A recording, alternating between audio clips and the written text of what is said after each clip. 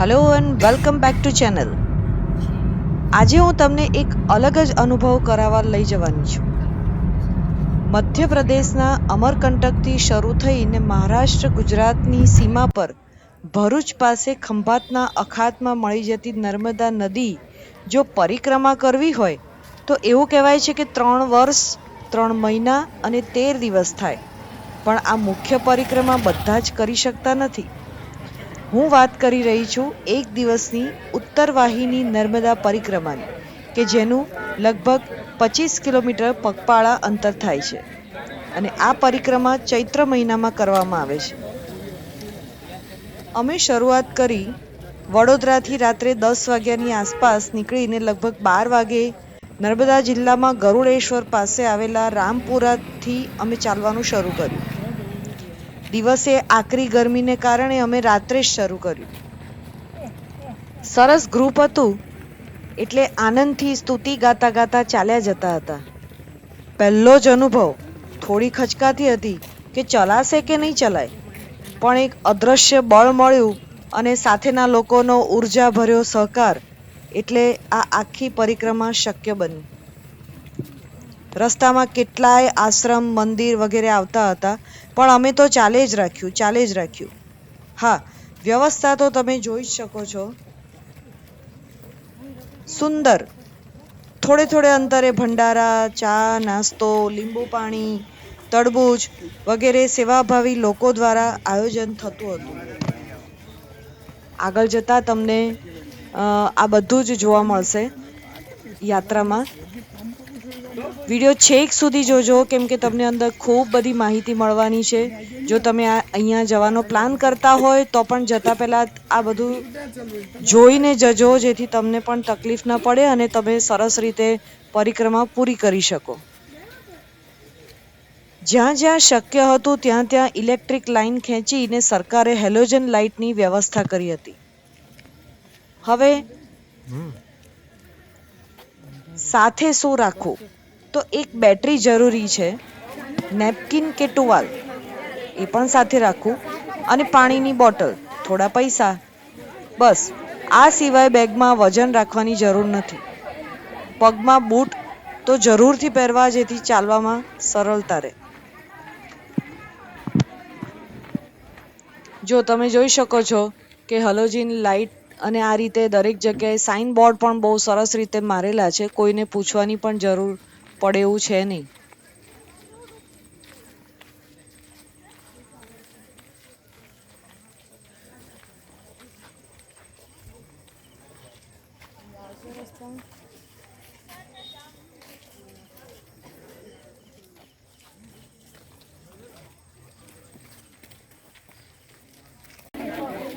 વચ્ચે આવતા આશ્રમની બહાર પણ આ રીતે ખાવા પીવાની વ્યવસ્થા રાખેલી હતી. અને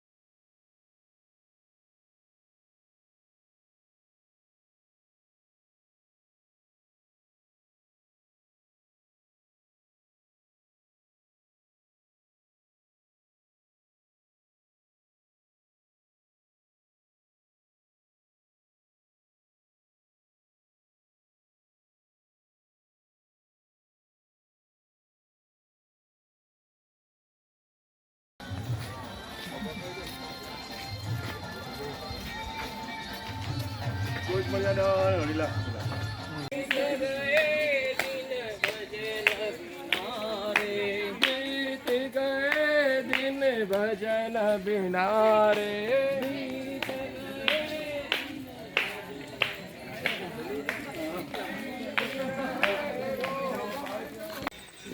અમુક જગ્યાએ વિડીયોમાં તમને અંધારું લાગશે, કેમ કે અમે રાત્રે ચાલવાનું ચાલુ કર્યું હતું.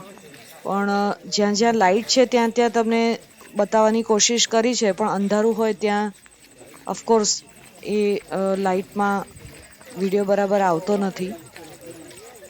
પણ તમને આઈડિયા આપવા માટે ક્લિપિંગ્સ લીધેલી છે.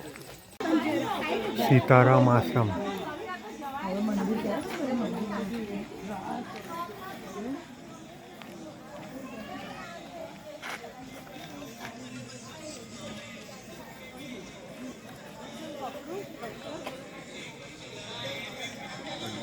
અઢી વાગ્યા છે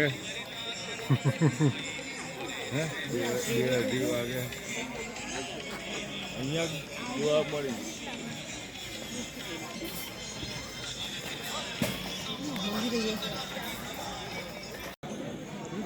અહીંયા ચા પી અને થોડા હળવા થયા.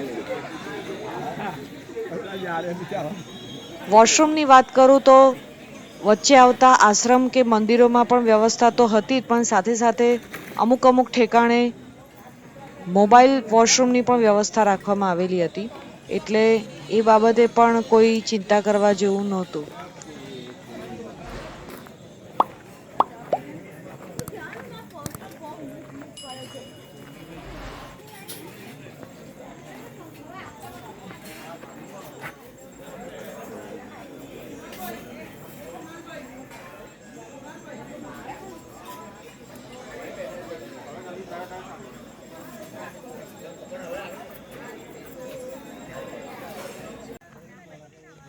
આ મંદિર પછી અમારો નદીના પટમાં ઉતરવાનો એક ઘાટ આવે છે, અને ત્યાંથી જો આ તમને નદી દેખાઈ રહી છે, અને અહીંયાથી અમે થોડો કાચો રસ્તો હતો ત્યાંથી ભેખડોમાંથી નીચે ઉતરી રહ્યા છે. દરેક જગ્યાએ બોર્ડ માર્યા છે કે મગરથી સાવધાન, તો એ સાચે જ મગર અંદર છે, માટે એ ખરેખર ધ્યાન રાખવું.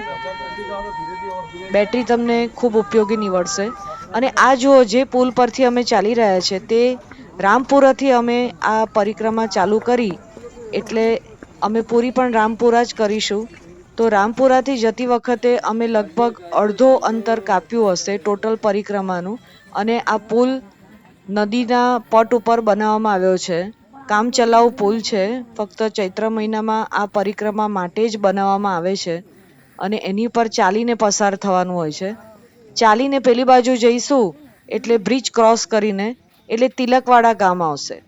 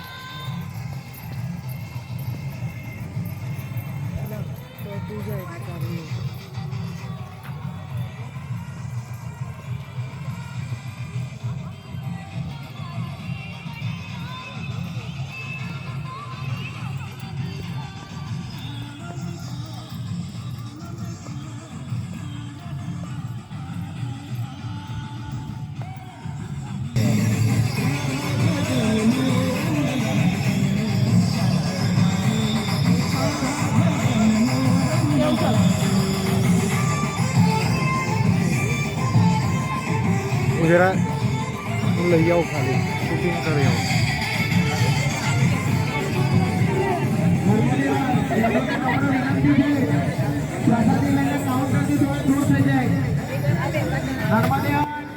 તિલકવાડામાં અહીંયા શ્રી મણિનાગેશ્વરનું મંદિર છે, અને ત્યાં એક ભંડારો હતો જેમાં ચણા અને સેવ ગરમ ગરમ બધાને પ્રસાદમાં આપતા હતા. અને સાથે વ્યવસ્થા એવી હતી કે આ જે વાટકામાં તમે ખાઈ રહ્યા છો એ વાટકામાં બાજુમાં ધોવાની વ્યવસ્થા કરી હતી, જે તમારે એકદમ ક્લીન કરી અને બીજા આવનારા પ્રવાસીઓ માટે ધોઈ અને મૂકવાના.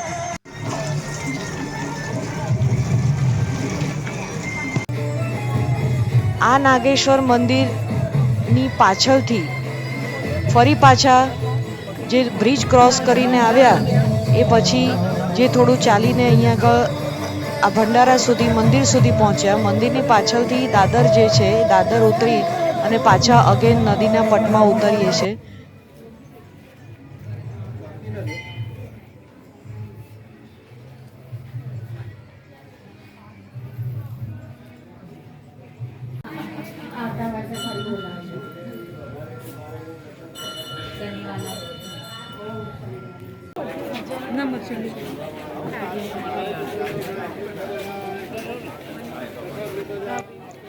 ત્વદીય પાદ પંકજમ નમામિ દેવી નર્મદે.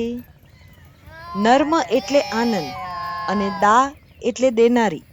એ અર્થમાં નર્મદા એવું પ્રચલિત નામ પડેલું છે. આ ઉપરાંત પણ રેવા, અમરજા, રુદ્રકન્યા, મૈકલ કન્યા એવા નામોથી પણ જાણીતી છે. માં નર્મદા નદીને કાંઠે શ્રી આદિ શંકરાચાર્ય તેમના ગુરુ ગોવિંદ ભગવત્પાદને મળ્યા અને દીક્ષા ગ્રહણ કરી હતી. એમ કહેવાય છે કે એમણે નર્મદા નદીની પરિક્રમા કરીને જ્ઞાન પ્રાપ્ત કર્યું. પછીથી આ પરિક્રમાની પરંપરા શરૂ થઈ. આખા વિશ્વમાં એકમાત્ર નર્મદા નદી છે કે જેની પરિક્રમા થાય છે. આમ તો નર્મદા નદી પૂર્વથી પશ્ચિમ વહે છે, પરંતુ 3 સ્થળે તેનો પ્રવાહ ઉત્તર તરફનો હોય છે. એક તો મધ્યપ્રદેશમાં મંડાલા અને બીજા 2 નર્મદા ડિસ્ટ્રિક્ટમાં આવેલા રામપુરા અને તિલકવાડા. અને માટે જ આ સ્થળે કરાતી પરિક્રમાને ઉત્તરવાહિની પરિક્રમા કહેવામાં આવે છે. પૌરાણિક કથા અનુસાર શિવજીના પરસેવામાંથી નર્મદાનો જન્મ થયો છે અને એથી જ મા નર્મદાને શિવપુત્રી પણ કહેવામાં આવે છે. બંને જગ્યાએથી તમે પરિક્રમા કરી શકો છો. તિલકવાડાથી શરૂ કરો તો તિલકવાડામાં પૂરી થાય અને રામપુરાથી શરૂ કરો તો રામપુરા પૂરી થાય. અમે રામપુરાથી શરૂ કરી હતી. હવે જુઓ તમે, આ સવાર પડી ગઈ છે અને અમે લગભગ અંતિમ પડાવ તરફ આગળ વધી રહ્યા છે. સવારનું વાતાવરણ જુઓ તમે, દૂર દૂરથી કોયલના ટહુકાર સંભળાય છે. રસ્તામાં આવી રીતે બેસવા માટે, થાક ખાવા માટે ખુરશીઓ ને બધું વ્યવસ્થા કરેલી હોય છે, તો તમે એનો લાભ લઈ શકો છો. ઘણા બધાને એવું હોય છે કે નર્મદા નદીની પરિક્રમા કરીએ છીએ તો સ્નાન તો કરવું જ પડે, પણ પાણીમાં મગરનો ભય હોય છે એટલે સ્નાન કરવાનો લોભ રાખવો નહીં. એની માટે આખી પરિક્રમા પૂરી થાય, તમે ઘાટ ઉપર પહોંચો ત્યારે સરકારે ઓલરેડી વ્યવસ્થા કરેલી છે. નદીમાં જવાની કોઈ જ જરૂર નથી. એ જ પાણીની વ્યવસ્થા કરેલી છે, જે હું તમને આગળ બતાવીશ.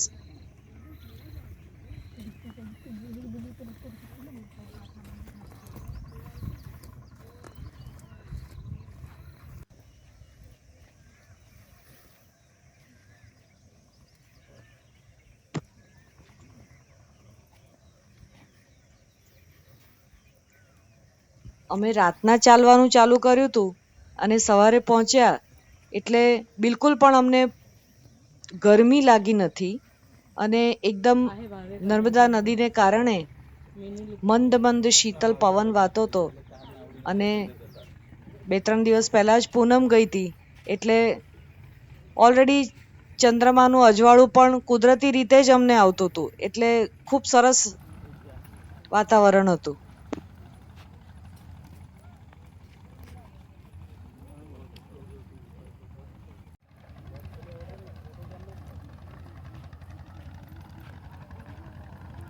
સામે બોટ માટે બેસવા માટે પરિક્રમા અમારી પૂરી થઈ તો ત્યાં ડોમ બાંધેલો છે. એ ડોમમાં 30 રૂપિયા પર પર્સન ટિકિટ છે બોટમાં બેસવાની, અને લાઈન હોય છે. એ રીતે પછી સામેની બાજુ જવાનું. રામપુરાથી શરૂ કર્યું હતું અને રામપુરા પૂરું કરીશું.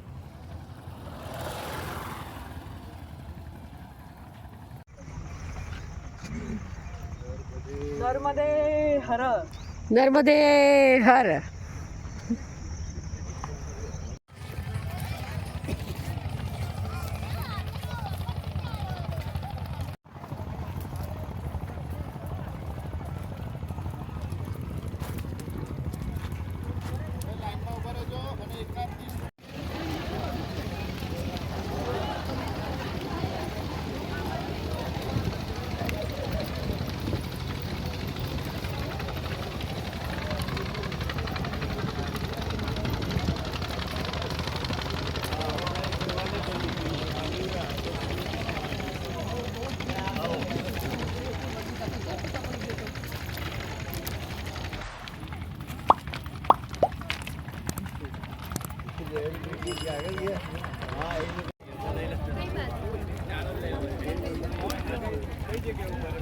કોઈ પણ એક ગ્રુપમાં તમે જઈ શકો છો. ટિકિટ લઈને ઊભા રહી જવાનું ત્યાં આગળ કે પછી ત્યાં આગળ. એ તમને 1 by 1 લઈ જાય, સામેની બાજુ લઈ જશે.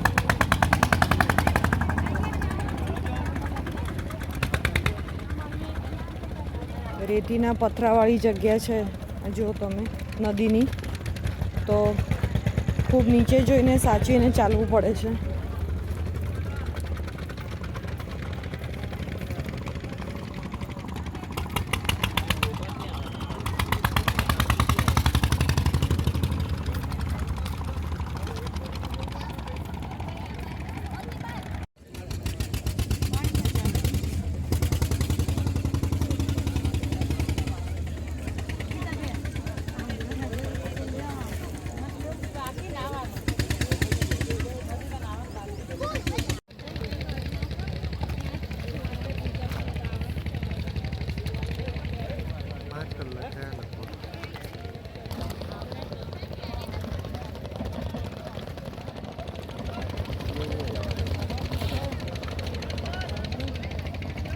જો તમે જોઈ શકો છો, અમે લગભગ રાત્રે 12 વાગે શરૂ કરી હતી પરિક્રમા, અને આ 6:15 થયા ત્યારે અમે નદી કાંઠે આવી પહોંચ્યા છે. બસ હવે સામેની બાજુ જ જવાનું છે.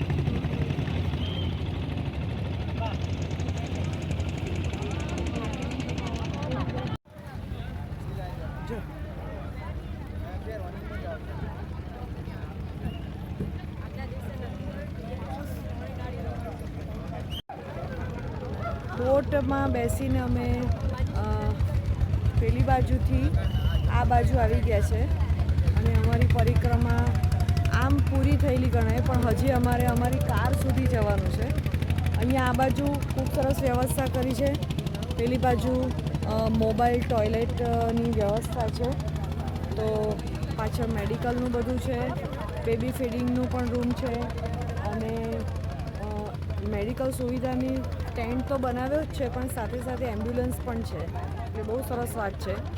દરેકને બોટમાં લાઈફ જેકેટ કમ્પલસરી પહેર્યા હોય પછી જ બોટ ઉપાડે છે, અને એની સંખ્યા છે એ નક્કી કરેલી સંખ્યા પ્રમાણે જ કરે છે. અહીંયા આવ્યા પછી એમના જે ઓફિસર હોય છે ચેક કરે છે કે દરેક જણે પહેર્યા હતા કે નહીં, તો ખૂબ જ સારી સાવચેતી રાખવામાં આવે છે.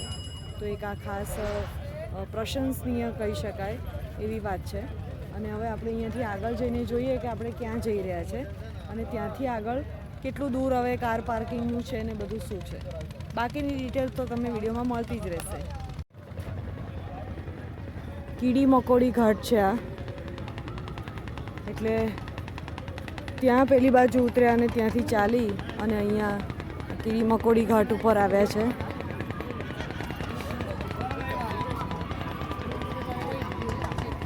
માર્કંડ ઋષિએ નર્મદા પરિક્રમા શરૂ કરી હતી, અને જે આ ઉત્તર વાહિની નર્મદા પરિક્રમા છે એ આ જગ્યાએથી શરૂ કરીને આ જગ્યાએ જ કીડી મકોડી ઘાટ ઉપર જ પૂરું કરવાનું મહત્તમ છે.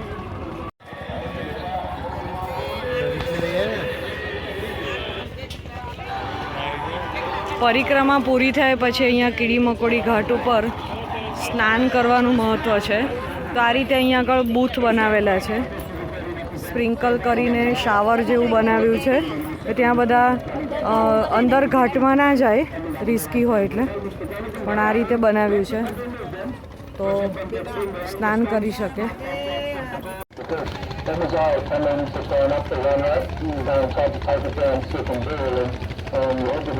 આખું આ રીતે અહીંયાથી ચાલી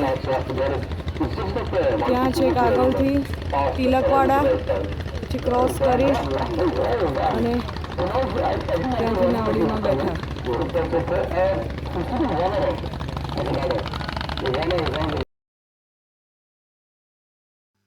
પરિક્રમા પૂરી કર્યા પછી કીડી મકોડી ઘાટ ઉપર અમે બોટમાં ઉતર્યા અને ત્યાંથી આ રામપુરા ગામમાંથી અમે પસાર થઈ રહ્યા છે, બહાર નીકળી રહ્યા છે.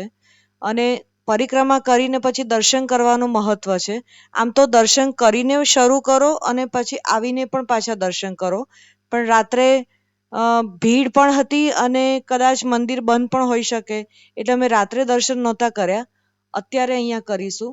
અહીંયા ખૂબ જાણીતું શ્રી રણછોડરાયનું મંદિર છે, તો અમે ત્યાં જ જઈ રહ્યા છીએ દર્શન કરવા, જેને શ્રી રણછોડરાય દશાવતાર મંદિર કહે છે.